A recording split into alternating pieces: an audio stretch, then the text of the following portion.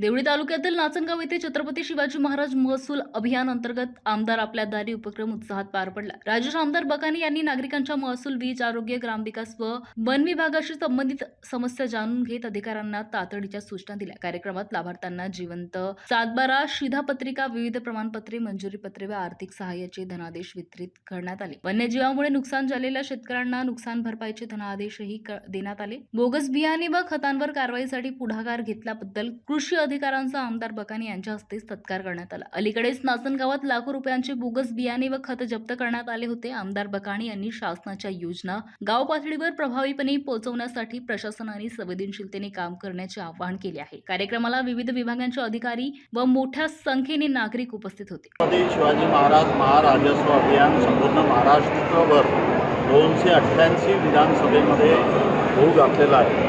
माननीय मुख्यमंत्री सन्माननीय देवेंद्रजी फडणवीस साहेब आणि महसूल मंत्री सन्माननीय बावनकुळे साहेब, एकनाथराव शिंदे साहेब, सुमित्रा पवार मॅडम यांनी सगळ्यांनी मिळून हा निर्णय केलेला आहे की महाराजस्व अभियानाच्या माध्यमातून अधिकारी गावापर्यंत पोहोचले पाहिजे। तालुक्याच्या ठिकाणी लोकांनी गर्दी न करता या ठिकाणी गावामध्ये जाऊन अधिकाऱ्यांनी त्यांचे कामं केले पाहिजे। वर्ग 2चा वर्ग 1 असेल किंवा संजय निराधारचा विषय असेल, कृषीचा विषय असेल, वनाचा विषय असेल, घरकुलाचा विषय असेल, असे अनेक छोटे छोटे विषय जे आहे याच्यासाठी अनेक लोक तालुक्याच्या ठिकाणी जाऊन चक्रा मारतात।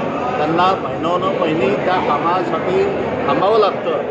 ही थांबण्याची पद्धत आता या सरकारने बंद केलेली आहे। लोकांचे कामं तत्परतेने व्हावे याच्या सूचना जिल्हाधिकाऱ्यांना देऊन या ठिकाणी सगळ्या अधिकाऱ्यांना देण्यात आलेल्या असून या ठिकाणी महाराजस्व अभियान हे माझ्या विधानसभा क्षेत्रामध्येच नव्हे तर संपूर्ण महाराष्ट्रामध्ये होऊ घातलेलं आहे आणि या माध्यमातून लोकांचं काम करण्याचं काम या ठिकाणी वारंवार तुम्ही कृषी अधिकारी आणि मंत्रालयात आवाज उचलून राहिलेले आहे की बोगस बियाणे, बोगस खत, त्याच्याबद्दल काय म्हणणार? आज तुम्ही आज कृषी अधिकारी यांचंसुद्धा स्वागत केले, त्याच्याबद्दल काय सांगणार तुम्ही? मागच्या वेळेस बोगस बियाणं या ठिकाणी आलं होतं, आंध्र प्रदेशमधून, हैदराबादमधून या ठिकाणी ते बियाणं आलं होतं आणि ते बियाणं पकडून देण्याचं कामसुद्धा आम्ही आमच्या कार्यकर्त्यांनी, आमच्या पदाधिकाऱ्यांनी या ठिकाणी केलं। या मागच्या वेळेस पोलीस अधिकाऱ्यांनीसुद्धा या ठिकाणी चांगली मदत केली।